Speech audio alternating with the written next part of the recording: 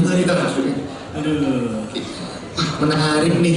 Kita sekarang bahasanya tinju nih. Oke, kalau kita ngomongin tinju seputar olahraga, ini pendengarnya juga nggak boleh melempem dong. Ini saya lihat itu ada yang duduknya udah kayak gini loh kak. Waduh, KO dong berarti. KO, teman-teman. Ayo teman-teman, duduknya yang tegak dong. Ayo, teman-teman. Ayo belakang, dia belakang, di belakang, tegak. Ini malu loh sama promotor ini gimana sih? Wah, ayo kita tunjukin bahwa mahasiswa UC ini semangatnya juga udah kayak atlet loh. Ayo.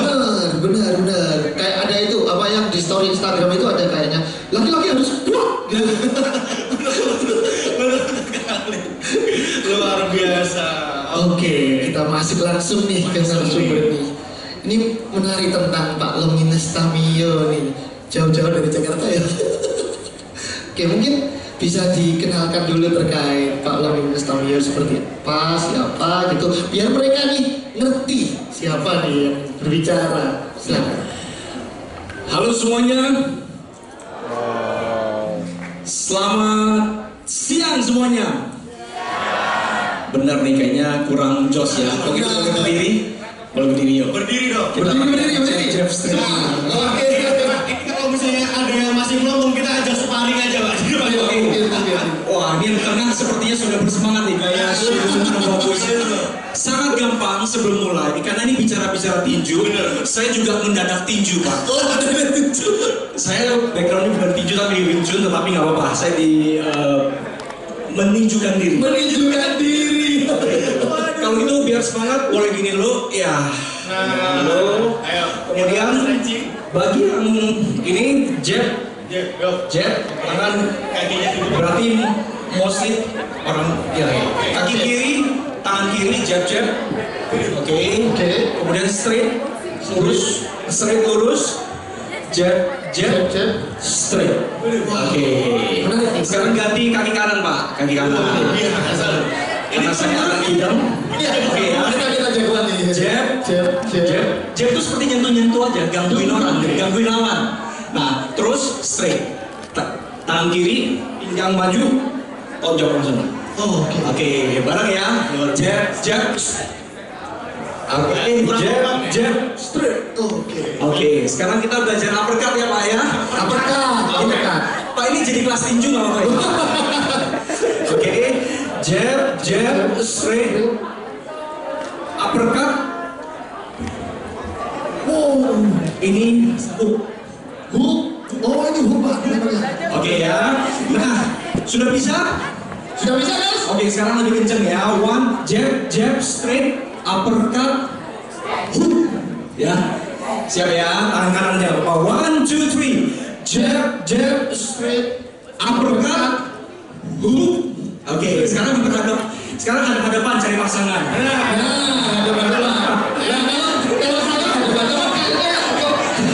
Cari lawan yang seimbang, Pak. Kalau depanmu agak gede, kamu minggir cari yang seimbang. Oke, siap? Nah, yang lawannya pada saat dia jab, kita gerakan yang sama pada saat dia jab, kamu pakai tangan. Yang sini jab, kamu tahan. Oke, siap ya? Oke. Ini namanya survival mode. Jadi saya cuma ngajarin cara nyerang, saya nggak ngajarin cara bertahan. Itulah entrepreneur. Oke, siap ya? Semua gerakan boleh dipakai, semua gerakan itu legal. Ya, yang penting kamu jangan kena pukul. 1, 2, 3. Jab, straight, uppercut, hook. Bagaimana? Lawannya tangguh ya. Sekali lagi ya. Kali ini kenain beneran, tapi izin dulu. Izin ya, kena dikit, gak sakit kok. Ya. Izin kena dikit. Ya, sip ya. Ready? 1, 2, 3. Jab, straight, uppercut, hook. Iya. Oke. Sekarang yang menyerang gantian, jadi bertahan. Ini namanya filosofi hidup. Apa yang lakuin ke gua akan lebih kejam daripada lu. Ready? Oke, yang menyerang sekarang bertahan. Terpaksa tangan harus tahan. Oke, 1, 2, 3. jab, straight, uppercut, hook. Iya, sekarang lebih cepat ya. 1, 2, 3. Jab, straight, uppercut, hook. Iya, kasih tos.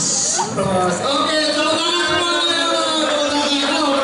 Ini langsung moodnya naik ya. Moodnya naik loh. Iya, menambah mood. Bener. Iya. Emang nggak salah ya kalau kita itu melakukan olahraga, maka kita akan bisa meningkatkan mood secara instan ya. Betul. Ya, salam kenal semuanya. Saya Longjin Samio. Satu kehormatan bisa diundang oleh Prof. Pak Hendrik di sini untuk bisa men-sharingkan apa yang mungkin ya sesi saya sudah selesai. Saya cuma jajab sesuatu. Ya, perkenalan, saya berkesempatan untuk bisa mendampingi seorang legend. Pak Chris John adalah seorang legend tinju dunia milik Indonesia. Ini yang menjadi suatu kebanggaan. Chris John, The Dragon John adalah legenda tinju dunia milik Indonesia. So that is very rare, langka sekali. Pada saat kita bisa menjadi seorang manajer atau mendampingi beliau, take the opportunity, do it well, dan be the expertise di dalam bidangnya. Di sanalah yang mungkin saya ingin share adalah kenapa bisa bertemu Pak Chris, kemudian grafiknya naik, dan sekarang Pak Chris menjadi promotor besar, dan juga kita sekarang masuk ke Brave berkolaborasi dengan Pangeran Bahrain Saudi Arabia untuk memegang acara MMA International World Championship. Oke, tepuk tangan. Nah, yang menjadi, kan orang bilang, lu hoki banget bisa ketemu Pak Chris dan lain sebagainya. Ada satu quotes yang saya dapat dari Muhammad Ali dan juga dipakai oleh Chris John. Itu adalah, lu hoki banget, lucky. Luck is where preparations meets opportunity. Keberuntungan adalah pada saat engkau siap, ready, dan kesempatan itu datang. That's your boom time. Jadi mohon ini dicatat baik-baik. Artinya apa? Pada saat saya bertemu dengan Pak Chris, saya tuh sudah, kalau masa-masa kuliah biasalah, job runner, kru, EO, wedding planner, semua yang dari bayaran sampai gratisan kita ambil semua. Terus dosen seluruh koordinasi kelas meeting, koordinasi ini, karya wisata. Zaman saya karya wisata, sekarang apa sebutannya ya? Nah, lakukan semua itu dengan terbaik. Pada saat kesempatan itu datang, then you grab it, don't let it go. Dan itulah momen dimana your booming time. Dan itu kira-kira yang mungkin opening yang bisa saya share, karena saya melihat di sini ada 500 teman-teman, dan ini adalah calon-calon pemimpin bangsa dari sini semua.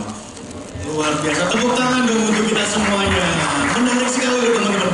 Kita langsung dibuka sama statement yang Jami ya. Jami ya, dari Muhammad Ali loh. Benar. Jadi kalau saya rangkum tadi itu adalah kesuksesan itu ketika kesempatan bertemu dengan persiapan. Betul begitu ya? Nah, ini yang menarik itu adalah bagaimana cara mempersiapkan diri sebelum kesempatan itu datang. Oke. Kesempatan itu sebenarnya datang sendiri. Kesempatan itu akan menghampiri orang yang siap. Nggak ada pilihan. Karena kesempatan pada saat kamu siap, let's say sport industry. Sport industry itu sangat luas. Ada steering committee, ada organizing committee. Organizing committee ada broadcasting team, ada crew, ada show director team, kemudian ada ransum atau sarana prasarana, ada venue, ada talent, LO, ada MC, presenter, kameramen, editor, grafis, you name it.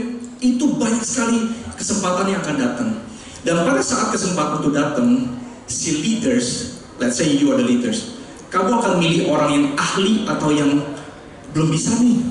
Kamu milih yang mana? Tentu yang ahli. Oke, that is called kesempatan. Pada saat kamu menjadi ahli, people will look up at you, kemudian mereka milih kamu. Coba deh ngejob. Di sanalah kesempatan itu datang. Once you get the opportunity, don't let it go. Apa yang lu nggak bisa, bilang bisa nggak? Siap kakak, saya pelajari gitu. Jadi jangan bohong juga. Yang nggak bisa nggak apa-apa, tetapi dalam hal communications, artinya di zaman sekarang ini apa yang tidak bisa, kamu tanya Google atau tanya ChatGPT 4.0. ChatGPT will tell you anything. Dan di sana sebenarnya di zaman sekarang sangat beruntung, tidak ada kata tidak bisa. If you want to be success, tidak ada yang tidak bisa. Bahkan termasuk sampai keluar negeri pun kamu bisa get the access. Karena sekarang dunia ini running so fast. Dunia ini sekarang bergerak sangat cepat. Kita terlambat ide aja, kita ketinggalan. Apalagi kita nggak ngapa-ngapain. Apalagi kita tidur-tiduran. Apalagi kita scrolling sosmed. Apalagi kita, aduh enak banget ya keluar negeri terus, makanannya enak. Ini akan sangat mengganggu mental, kemudian perlu healing. Udah perlu healing, perlu traveloka, ngabisin duit, balik-balik lemas. That's the real fact. Dan mumpung masih muda, don't waste your time. Apapun itu, pelajari, ambil, makan, kunyah, pahit-pahit, telan. Ujung-ujungnya kamu dapat manis karena apa? You are going to be the leader. Itu luar biasa. Oke, Dengerin teman-teman. Jadi pahit, ambil, punya, makan, telan. Nah, jadi kalau dikasih tugas Pak Dama ya, FL2 nih teman-teman dikumpulin nih minggu depan ya. Pokoknya lanjut aja ya. Itu banyak, aduh Pak kok banyak banget ini 30 loh. Tiap hari lagi ini topiknya gimana sih gitu. Nah, pokoknya guys, yang penting itu. Ternyata kata kuncinya sama loh teman-teman. Apa teman-teman? Niat dan telan. Ya. Entah itu rasanya apapun itu sekarang, mungkin ada yang kecut, asam atau apa, mungkin nanti buahnya akan kita petik di kemudian hari teman-teman. Setuju teman-teman? Setuju teman-teman? Gitu loh. Mungkin sedikit share perjalanan saya kenapa bisa sampai jadi promotor internasional. Sebelum ketemu Pak Kris, saya menjalani bidang ini 20 tahun. 20 tahun. Mulai dari inilah hosting, MC acara Sweet 17, wedding organizer, jadi kameramen juga, editing juga nggak ngerti, gua ambil semuanya. Lama-lama orang kan trust you, bisa nggak ngerjain project kecil, bisa nggak ngerjain lebih gede, bisa kerjain sport tourism, bisa lama-lama bergaul dengan kementerian, lama-lama bergaul dengan duta besar, lama-lama grafik kita kan semakin naik. Orang akan menunjuk kita pada saat kamu punya portofolio. Portofolio itu kumpulkanlah sebanyak-banyaknya pada saat di masa-masa kuliah. Dan itu tidak akan rugi. Terus kedua, jangan lupa aktif di organisasi. Pada saat di dunia kerja, organisasi itu yang menyelamatkan kita, bukan teori. Maaf ya Pak dosen. Ini kita juga dosen. Ngomongnya udah lantang banget, ini banget ya tuh. Nah, jadi ternyata di dunia kerja, experience lah itu yang sangat penting. Karena teori, apalagi sekarang ya, sudah bisa dibocorin sama ChatGPT tuh. Penciptanya siapa itu ya?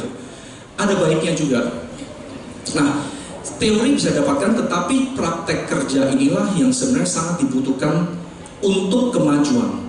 Karena dunia lain maksudnya negara lain itu sangat cepat. They work very fast. Mulai dari Jewish, China, Amerika, mereka pencipta ide teknologi dan kita ketinggalan zaman.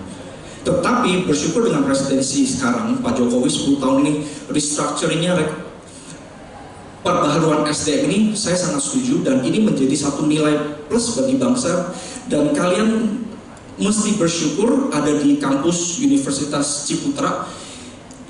Kalau tidak salah ini satu-satunya mengkawinkan antara teori dan praktek dalam kurikulum kalian. Ini boleh dikatakan di zaman saya kuliah, saya mesti street smart, kutip-kutip sendiri Pak. Kutip untuk jadi kru di mana. Akhirnya baru dapat sedikit ilmu. Setelah 20 tahun baru ketemu Pak Kris. Setelah ketemu Pak Kris John, kita manage promotorship selama 8 tahun. barulah bertemu dengan Pangeran Bahrain untuk mengembangkan sesuatu hubungan bilateral antara Indonesia dan juga Kingdom of Bahrain. Itu menurut saya perjalanan yang cukup panjang. There is no expressway. Jangan percaya orang-orang yang side hustle di Instagram, di TikTok, nonsense. Don't trust that. Boleh kita mencoba peruntungan, tetapi jangan mengandalkan itu sebagai satu-satunya jalan. Bukan, dia juga cari duit. Benar gak? Setelah you want a side hustle, every day I make $1,000. Ujung-ujungnya apa? Suruh daftar. Dan saya pernah tanya-tanya daftarnya berapa, 10 juta, 1.000 US, 5.000 US. Intinya dia cari duit dari ketidaktahuan kita. Nah, inilah yang saya lihat dari masa-masa kuliah, dan juga mungkin setelah ini kayaknya tugas dari Pak dosen makin banyak ya. Jadi kalau dari saya menurutku ini kesempatan satu-satunya aset yang tidak bisa dicuri orang adalah ide dan pikiran. Itu nggak bisa dicuri orang. Uang lu boleh bangkrut, uang lu boleh hilang, uang lu boleh ditipu orang, boleh dikerjain, ngegrup, kemudian hilang uang, kesehatan boleh hilang. Tetapi yang akan selamanya nempel adalah ilmu pengetahuan dan experience. Nah, experience is very very important. Dan itu coba, kalau memang nggak ada job ditawarkan, try to be entrepreneur, create jobnya, bikin kolamnya, create jobnya. Entah itu memang kalian expert atau suka di exposure, jadilah social media, jadilah content creator.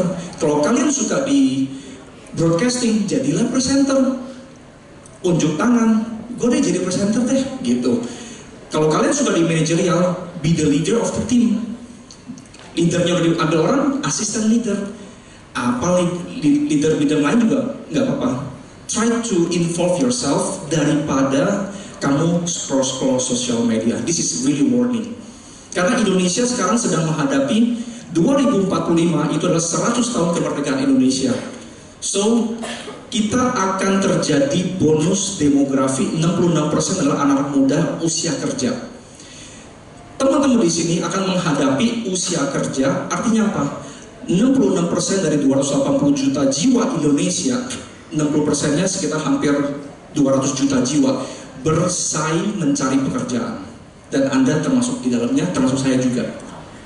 Do you know how difficult to find job di 7 tahun dari sekarang? Setelah Anda lulus, Anda akan siap-siap menjadi calon pengangguran. This is a very sharp warning.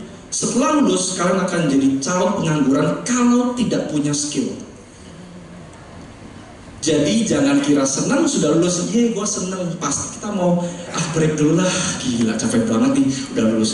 Maka dari itu tetap pertajam skill, kesempatan, dan juga networking dari sekarang.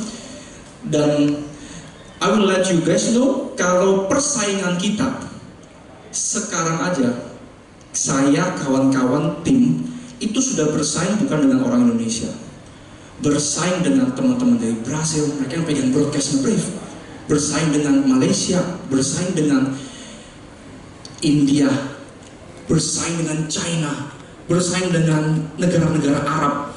They dare to spend triliunan ke Indonesia melalui foundation kita. Itu untuk apa? Untuk mereka mau PMA di Indonesia. That's scary. In a way kita senang dapat investment. In the other way, kok yang dipakai bukan orang Indonesia, orang-orang China, orang Bahrain, orang India, China sangat banyak. You know how they work? They work like machine. No break, nggak pakai ngobrol. Gua hari ini target kelarin berapa, gua kelarin. Udah itu nggak ada ceritanya, yuk sebat yuk, nggak ada. Nah, oleh karena itulah saya encourage teman-teman di tempat ini, semangat. Competition kita is a global, worldwide, dan kita bersaing bukan hanya teman-teman kanan kiri, bukan teman-teman dari Surabaya, Jakarta, Bandung, Sumatera, tetapi persaingan kita lawan negara luar. yang dimana etos kerja mereka lebih gigih, tangguh, mesin, bahasanya udah minimal bisa Inggris lancar, kalau China, Chinese lancar. Kita ini berat banget loh, Pak dosen ini challenge banget. Tapi satu yang saya assure adalah apa?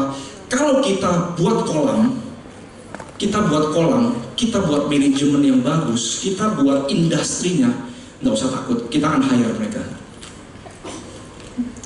Siap untuk meng-hire mereka? Oke. Nah, inilah yang menjadi beban yang paling utama bagi kampus-kampus, kaum akademisi untuk apa? Buat kolam. Seperti kita di bidang fighting, make the championship, mereka yang datang, kita yang bayar mereka. Kalau kita di broadcasting, buatlah TV, buatlah YouTube channel. Kalau kita yang di production, buatlah UMKM yang akan mendunia. Kalau kita di fashion, buatlah fashion yang ekspor ke luar negeri. Karena pemerintahan sekarang sangat mendukung hal ini. Dan kami juga diberikan kesempatan ada satu mall di Bahrain untuk Indonesia.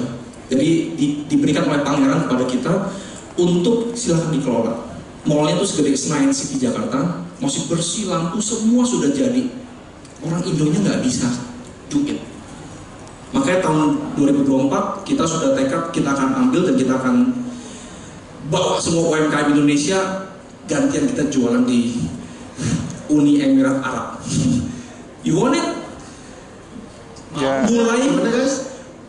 Mulai berpikir apa yang harus gua create, apa produk unggulan Indonesia yang tidak ada di negara lain. Jangan menjadi negara atau konsumen yang setia. Memang sih saat ini saya juga pakai Shopee, saya pakai Tokped juga karena murah banget. Emang susah dipungkiri, memang murah dan cepat dikirim.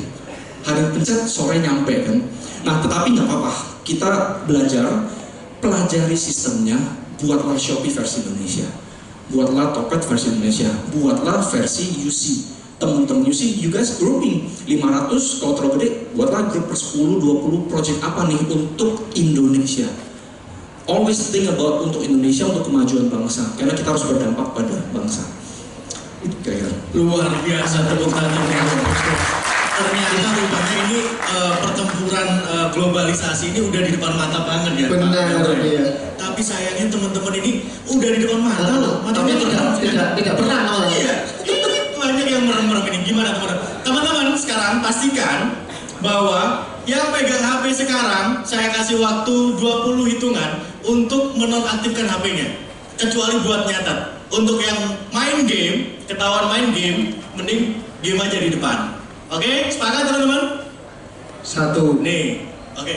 2, 3, 4, 5, 6, 7, 8, 9, 10, 11, 12, 13, 14, 15, 16, 17, 18, 19, 20. Oke. Ya, jadi gini guys.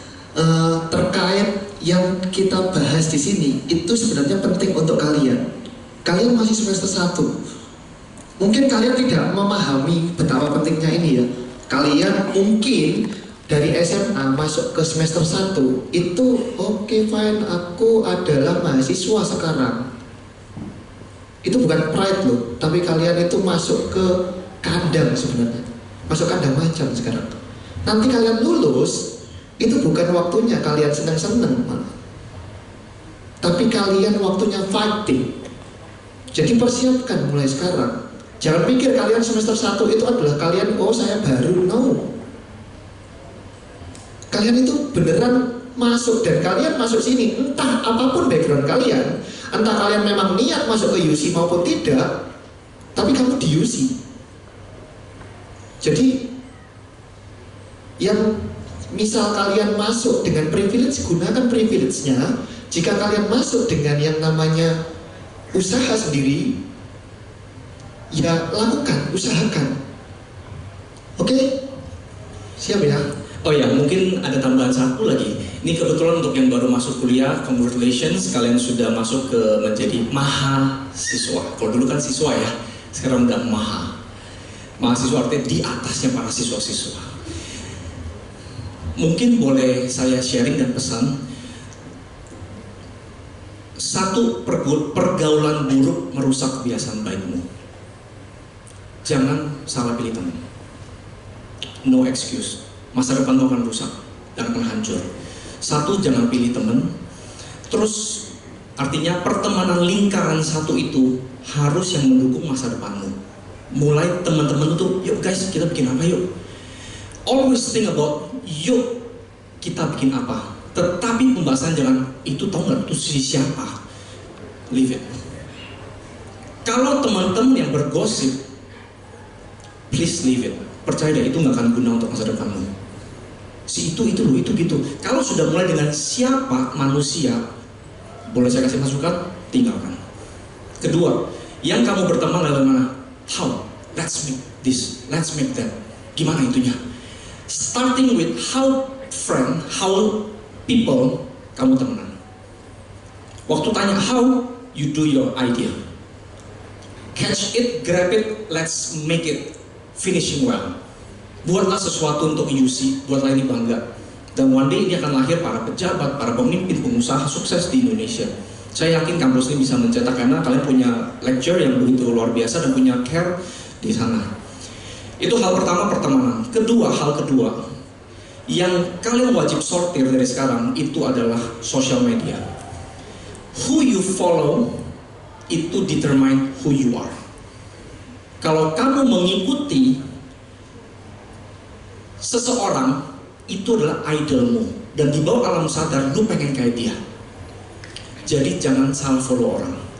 Pada saat engkau follow misalnya Presiden Obama, kamu akan mengidolakan dia, cara pikir, cara ininya, wibawanya, speechnya, collaboration dan sebagainya.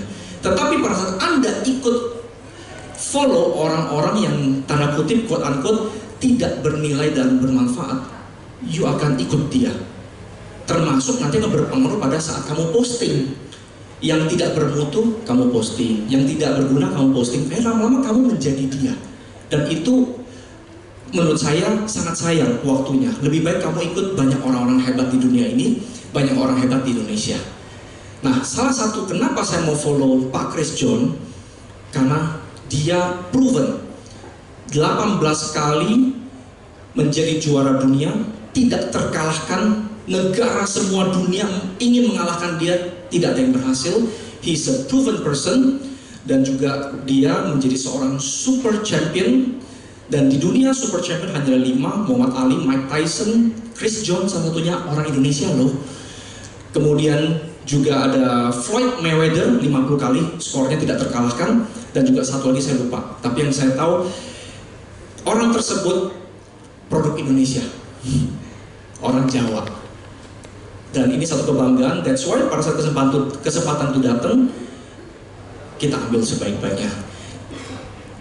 Apakah kenal dengan Pak Chris John? Boleh angkat tangan? Siapa nih yang kenal sama Pak Chris John? Mungkin kita boleh lihat videonya. Video Pak Chris John. Kita akan lihat ya. Nih, yang suka nonton tinju pasti tahu nih. Jagoan saya nih. No.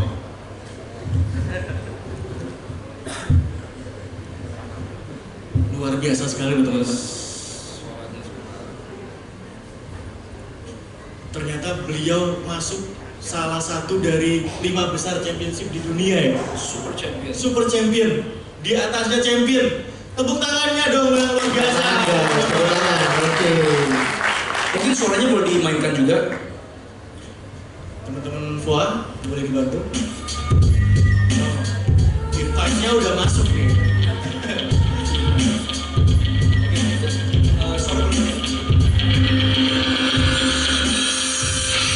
So, ladies and gentlemen, from the blue corner, the 52 times and the super champion of the world WBA 18 times, the world record from Indonesia, Semarang.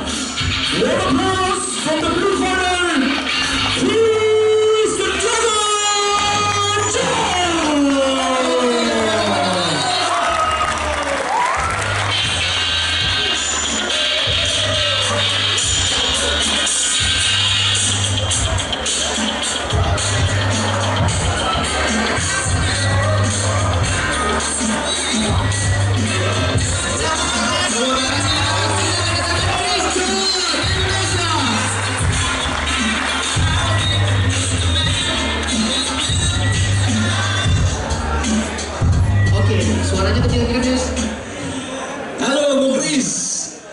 Biasanya beliau jadi narasumber, saya jadi host.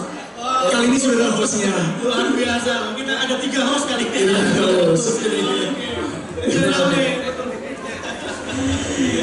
Oke, selamat datang Bapak Didi Putra. Terima kasih. Oke. Ini Pak Chris John ini waktunya sangat sibuk. Seharusnya beliau tidak bisa hadir, tetapi mohon ini teman-teman dari UC berharap kita bisa bertangani lah. Khusus buat UC loh. Ya, pokoknya senang bisa ketemu teman-teman semua. Pasti mungkin ada 1-2 mungkin yang dulu ingat-ingat saya waktu bertanding mungkin ya. Kita mungkin memang sudah zamannya sudah mungkin agak gitu kan. Ya, inilah legenda tinju yang sangat sehat dan juga successful dan juga menggandeng menjadi tim manajemen yang kuat hingga setelah selesai menjadi juara dunia, Pak Chris juga sudah selesai mencetak juara dunia dari tangan Chris John Indonesia. Biasa loh, tepuk tangan dong. Nah, Pak Chris mungkin langsung saja nih, ini ikonnya. Ini ikon sesungguhnya saya pembantu umum. Mungkin ada yang mau bertanya, boleh silakan langsung. Biasa loh. Yang tidak menanya boleh langsung merasakan pukulan dari Pak Chris. Kita kasih free. Khususnya pertanyaan pertama ya. Wih, langsung kan, silakan yuk. Iya. Berdiri aja ya. Boleh. Aduh, ini harus semangat nih. Ini semangat. Oke. Saya jawabnya satu-satu ya mungkin pertanyaannya ya. Biar lebih apa? Lebih Before sebelumnya nanya evening champ atau business fan. Iya, saya pertanyaannya dengan siapa sorry? dengan Raja. Raja. Iya. Nice. Dari kelas BICH. Oke, Raja ya. Oke, so saya melihat especially dari fighter-fighter di Indonesia. Kebetulan saya juga backgroundnya seorang fighter juga. Oke, wah. Saya juga pegulat dari Banjarmasin. Pegulat. Iya. Saya menurut saya potensi fighter di Indonesia ini sangat banyak. Namun terutama karena coach saya, pelatih gulat saya dari Banjarmasin ya, itu tuh masih banyak untuk mereka sebenarnya punya potensial yang sangat besar itu tidak tereksplor dan tidak bisa menuangkan bakat-bakatnya mereka secara full untuk di showcase terhadap bahwa mereka tuh worth something. Dan saya berharap banget dari Chris John Foundation ini untuk kedepannya bisa untuk mengeksplor dan mengangkat nama-nama fighter-fighter Indonesia. Sebenarnya mereka bisa bertanding dan compete secara internasional. Dan saya sendiri I want to be a boxer juga sebenarnya. Jadi dan dari saya sendiri sebagai seorang boxer ya, yang ingin untuk terjun untuk memulai karir juga, itu juga dari Surabaya sini kesusahan untuk menemukan contohnya seperti Sasana Tinju yang full on serious about educating a fighter to be someone yang bisa compete secara internasional. Dan saya ingin insight dari our champion, gimana untuk kedepannya kira-kira untuk bisa live up dan membawa mereka semua dan show that Indonesia worth something under your wings. Thank you. Asik ya. Pertanyaannya bagus sekali dan ini yang banyak dikeluhkan dan ditanya ke saya juga, ya bagaimana kita seorang mungkin yang kepengen untuk terjun di dunia atlet ya, mungkin tinju ataupun bela diri lainnya, tapi mereka nggak tahu mau berlatihnya di mana. Itu memang salah satu ya problem yang mungkin ya harus kita jelaskan juga, bagaimana sih supaya saya bisa tahu di mana ada sasana tinju, sasana bela diri itu. Dan kedua, memang setelah mereka sudah berlatih, tentunya mereka ingin menunjukkan bahwa ini hasil pelatihan saya dan menunjukkan prestasi bahwa dia mampu untuk bisa berprestasi di luar gitu, di pertandingan kan. Itu mungkin memang yang masalah yang saat ini memang terjadi di Indonesia gitu ya. Jadi kalau buat saya sih mungkin lebih kasih sedikit masukan atau saran atau info bahwa kalau mau cari tempat-tempat latihan itu, mungkin kita akan ya mungkin mencari di gym-gym bela diri yang sekarang mungkin lebih menjamur ya. Mungkin ada gym mungkin Muay Thai atau tinju Muay Thai, itu biasanya mereka juga sekalian untuk bisa berlatih tinju gitu. Dan biasanya mereka ada yang hanya untuk lifestyle, ada memang untuk prestasi. Biasanya mereka combine itu juga. ya mudah-mudahan sih harapan saya sih, harapan kita semua bahwa gym-gym itu untuk lifestyle sekaligus bisa menampung bakat-bakat yang memang untuk diarahkan untuk prestasi. Jadi nggak hanya cuma lifestyle tapi untuk prestasi juga. Jadi mungkin kalau siapa tadi Raja untuk mau pengen tahu tempat latihan ya berarti ya, itu mungkin bisa lihat di mungkin kita kepengurusan mungkin boxing Pertina mungkin, atau di KONI bisa cari informasi di sana di mana ada tempat-tempat latihan di daerah Raja atau di daerah tempat teman-teman semua ya. Dan untuk memang bertanding ya itu ya memang masalah yang memang saat ini kita hadapi untuk event-event pertandingan memang nggak banyak, makanya ya doakan ya tim kita untuk bisa mengadakan ya event-event pertandingan untuk bisa menampung bakat-bakat petarung-petarung Indonesia yang ada gitu. Karena tanpa bertanding ya gimana bakat itu bisa kita munculkan, kayaknya seperti itu ya. Iya. Bro Raja pengen jadi boxer, ya udah nanti jam 1 ke campnya. Ya. Nah terus kemudian ini adalah artinya ada needs dari market, dari mahasiswi belajar langsung dapat opportunity. Artinya apa? Ini ada gap yang perlu diisi. That's why bersiap-siaplah bikin group of 10, 20, buat sasana, buat pertandingan kecil-kecilan dari kecil hingga gede, nggak perlu takut untuk fail. Artinya apa? Marketnya ada. Selagi kolamnya ada, ikannya akan datang. Kalau kolamnya nggak ada, ikan mau berenang di mana akan datang. That's why create the pool. Itulah industri. Start from small. Oke, itu dari Pak Kes dan saya. Ini pertanyaan kedua. Ini ada satu kali pertanyaan lagi. Ya. Jadi kebetulan ini pengalaman saya sendiri, teman saya tempatnya. Teman saya dia adalah atlet sambo dari Kalimantan. Dia waktu itu menang kalau nggak salah tuh emang tingkat provinsi or something. Cuman karena di Indonesia sendiri permasalahannya itu banyak kayak konsulnya atlet teman saya yang menang. Namun dijanjikan, oke, kalian dapat hadiah segini dengan jumlah sekian. Namun haknya dia tidak diberikan oleh yang bertanggung jawab atau let's pemerintah daerahnya, karena ya kemudian bisa ada tingkat korupsi dan lain-lain mungkin seperti itu. Nah itu masih banyak dan masih sangat mengakar, terutama di daerah-daerah di Indonesia. Itu menurut champion bagaimana? Insight perspektif terhadap hal itu? Iya, cerita-cerita seperti itu, berita-berita seperti itu memang masih banyak terdengar di kalangan atlet kita gitu ya, di kalangan memang olahraga kita. Dan ya kita cuma bisa berharap untuk kedepannya bisa lebih baik lagi, dan kita terus kalau bisa memang menyuarakan itu gitu. Di sekarang media sosial juga lebih gampang sekali kalau kita udah blow up itu terbuka, orang baru tahu, dan itu mungkin akan ada sedikit perhatian dari pemerintah atau pemerhati olahraga untuk bisa mengatasi masalah itu ya. Jadi kan ada beberapa olahraga juga yang dengan di media sosial, saya ada ini nih, ada masalah-masalah dengan keuangan atau administrasi, akhirnya ada yang perhatikan tuh, dan akhirnya masalah bisa diselesaikan. Mungkin seperti itu saat ini memang kondisinya ya. Ya. Mungkin satu, viralkan. Kedua, kalau memang sudah nyampe levelmu, be the stakeholder, pembuat regulasi. Itulah yang diperlukan dari mahasiswa-mahasiswa yang kritis. Daripada demo di luar, lebih baik kamu menjabat. Gitu. Kayaknya gitu ya. Ya, terima kasih. Tepuk tangannya dong yang luar biasa. Ya,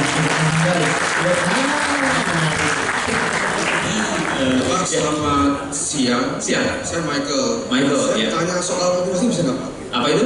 Motivasi. Oke, boleh. Ini kan Pak, saya tuh punya skill. Ya. Skillnya sih kita nggak gabung sih, gambar. Nggak apa-apa.